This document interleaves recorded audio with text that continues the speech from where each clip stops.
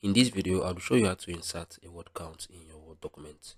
Ensure you subscribe and turn on the bell notification to this channel for lots of educational guides and contents like this.